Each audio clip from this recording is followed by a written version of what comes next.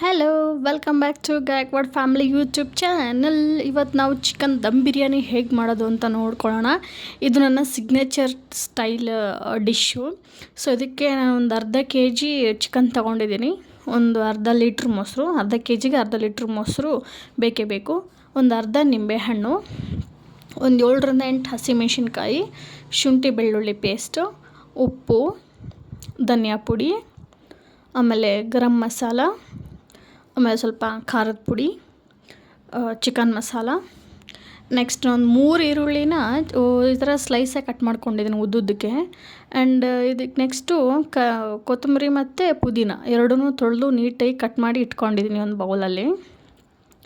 ಇಲ್ಲಿ ತೋರಿಸಿರೋಂಥ ಎಲ್ಲ ಇಂಗ್ರೀಡಿಯೆಂಟ್ಸ್ನೂ ನೀವು ಹಾಕ್ಕೋಬೇಕು, ಯಾವುದೂ ಸ್ಕಿಪ್ ಮಾಡೋ ಹಾಗಿಲ್ಲ. ಸೊ ಇದು ನೆಕ್ಸ್ಟ್ ಏನು ಮಾಡೋಣ ಅಂದರೆ, ಈ ಚಿಕನನ್ನು ಆಲ್ರೆಡಿ ಒಂದು 3-4 ಸಲ ವಾಶ್ ಮಾಡಿ ಇಟ್ಕೊಂಡಿದ್ದೀನಿ. ಸೊ ಇದಕ್ಕೆ ಅರ್ಧ ಲೀಟ್ರ್ ಮೊಸರನ್ನ ಕಂಪ್ಲೀಟಾಗಿ ಆ್ಯಡ್ ಮಾಡ್ಕೊಂಬಿಡೋಣ. ನೋಡ್ತಿರ್ಬೋದು, ನಾನಿಲ್ಲಿ ಕಂಪ್ಲೀಟಾಗಿ ಹಾಕ್ಕೊಳ್ತಾ ಇದ್ದೀನಿ. 1/4 ಕೆ ಜಿ ಚಿಕನ್ ಮಾಡಿದ್ರೆ 1/4 ಲೀಟ್ರ್ ಮೊಸರು ಹಾಕ್ಕೊಳ್ಳಿ. ನಾನಲ್ಲಿ ಅರ್ಧ ಕೆ ಜಿ ಮಾಡ್ತಿರೋದ್ರಿಂದ ನಾನು ಅರ್ಧ ಲೀಟ್ರ್ ಮೊಸರನ್ನ ಹಾಕ್ತಿದ್ದೀನಿ.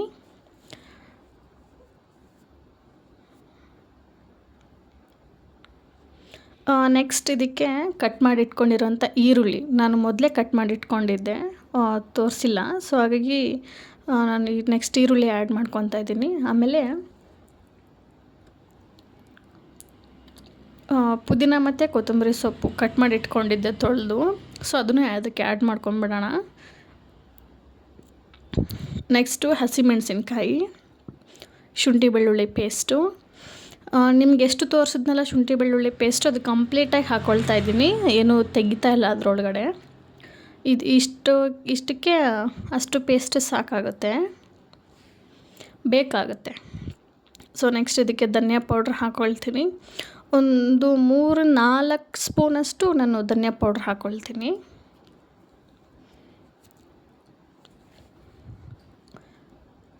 ನೆಕ್ಸ್ಟ್ ಇದಕ್ಕೆ ಚಿಕನ್ ಮಸಾಲ, ಒಂದು ಪ್ಯಾಕೆಟು ಮೇಲೆ 1 ಸ್ಪೂನ್ ಇತ್ತು.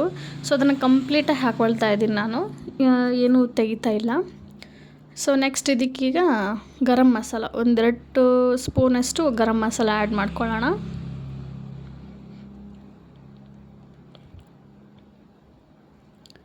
ನೆಕ್ಸ್ಟು ಖಾರದ ಪುಡಿ.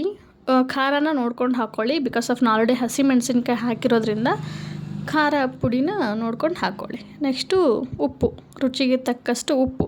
ನಾನಿಲ್ಲಿ ಪುಡಿ ಉಪ್ಪು ಹಾಕ್ತಾಯಿದ್ದೀನಿ, ನೀವು ಕಲ್ಲುಪ್ಪು ಬೇಕಾದರೆ ಹಾಕ್ಕೋಬೋದು. ಮೊಸರು ಹಾಕಿರ್ತೀವಲ್ಲ, ಸೊ ನೆನ್ಕೊಂಡ್ಬಿಡುತ್ತೆ, ಏನು ತೊಂದರೆ ಇಲ್ಲ. ಸೊ ನೆಕ್ಸ್ಟ್ ಇದಕ್ಕೊಂದು ಅರ್ಧ ನಿಂಬೆಹಣ್ಣು ಕಂಪ್ಲೀಟಾಗಿ ಸ್ಕ್ವೀಸ್ ಮಾಡಿ ಹಿಂಡಬೇಕು. ರಸನ ಕಂಪ್ಲೀಟಾಗಿ ಹಾಕಬೇಕು, ಯಾವುದೇ ರೀತಿ ತೆಗಿಬಾರ್ದು. ನೋಡ್ತಿರ್ಬೋದು, ನಾನು ಇಲ್ಲಿ ಕಂಪ್ಲೀಟಾಗಿ ಹಾಕಿದ್ದೀನಿ ಒಂದು ಅರ್ಧ ನಿಂಬೆಹಣ್ಣಿನ ರಸ.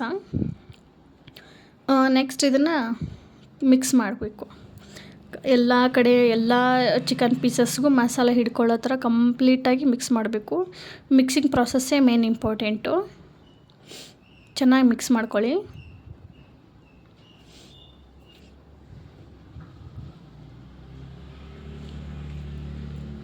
ಸೊ ನೋಡ್ತಿರ್ಬೋದು, ನಾನು ಇಲ್ಲಿ ಕಂಪ್ಲೀಟಾಗಿ ಮಿಕ್ಸ್ ಮಾಡಿದ್ದೀನಿ. ಈ ಥರ ಮಿಕ್ಸ್ ಮಾಡಿ ಇದನ್ನು ಮಿನಿಮಮ್ ಅಂದರೆ 1 ಅವರ್ ಆದರೂ ಮ್ಯಾರಿನೇಟ್ ಆಗೋದಕ್ಕೆ ಬಿಡಬೇಕು, 1 ಅವರ್. ಸೊ ಇದು ನೆಕ್ಸ್ಟ್ ನಾನೀಗ ಅಕ್ಕಿ ನೆನೆಸ್ಬೇಕಲ್ವಾ, ಅಕ್ಕಿಗೆ ಒಂದು ಪಾತ್ರೆ ತೊಗೊಂಡು ಸಪ್ರೇಟಾಗಿ ಅದಕ್ಕೆ 2.5 ಗ್ಲಾಸಷ್ಟು ಅಕ್ಕಿ ಹಾಕ್ತಾಯಿದ್ದೀನಿ ನಾನು. ನಿಮ್ಗೆ ಎಷ್ಟು ಬೇಕು ನೋಡ್ಕೊಂಡು ಹಾಕ್ಕೊಳ್ಳಿ.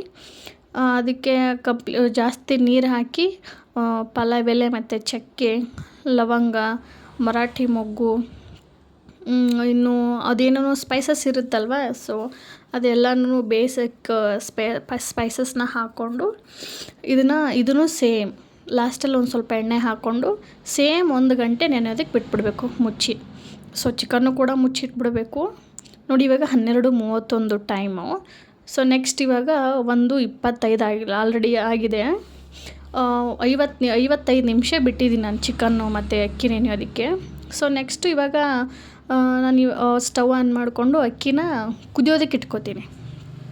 ಸೊ ಅದು ಕಂಪ್ಲೀಟಾಗಿ ಕುದ್ದು ಅನ್ನ ಆಗಬಾರ್ದು, 75% ಮಾತ್ರ ಬೇಯಬೇಕು.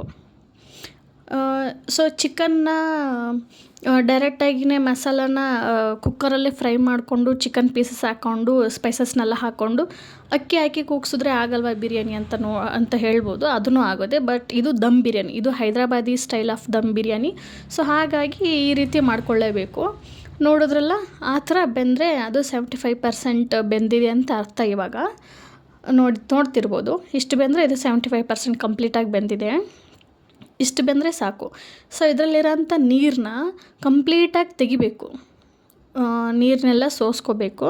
ಒಂದು ಹನಿ ಕೂಡ ನೀರು ಇಟ್ಕೋಬಾರ್ದು. ಅದನ್ನೆಲ್ಲನೂ ಕಂಪ್ಲೀಟಾಗಿ ಸೋಸ್ಕೊಂಡು ಬಂದು ತೋರಿಸ್ತೀನಿ ನಿಮ್ಗೆ. ಇವಾಗ ನೋಡ್ಬೋದು, ನಾನೀಗೆಲ್ಲ ನೀರನ್ನೂ ತೆಗ್ದಿದ್ದೀನಿ. ಇದನ್ನು ಸೈಡಿಗೆ ಎತ್ತಿಟ್ಕೊಂಬಿಡಿ. ಸೊ ಇವಾಗ ಸ್ಟವ್ ಆನ್ ಮಾಡಿಕೊಂಡು ಬಿರಿಯಾನಿ ಮಾಡೋದಕ್ಕೆ ಸ್ವಲ್ಪ ದೊಡ್ಡ ಪಾತ್ರೆ ಇಟ್ಕೊಳ್ಳಿ. ಅದಕ್ಕೆ ಒಂದು 4-5 ಟೇಬಲ್ ಸ್ಪೂನ್ ಆಗುವಷ್ಟು ಎಣ್ಣೆ ಹಾಕ್ಕೋಬೇಕು. ಎಣ್ಣೆ ಜೊತೆಗೆ ನೀವು ತುಪ್ಪ ಬೇಕಿದ್ರೆ ಹಾಕ್ಕೋಬೋದು. 1 ಟೇಬಲ್ ಸ್ಪೂನ್ ಎಣ್ಣೆ, ಇನ್ನೊಂದು ಟೇಬಲ್ ಸ್ಪೂನ್ ತುಪ್ಪ, ಆ ಥರ.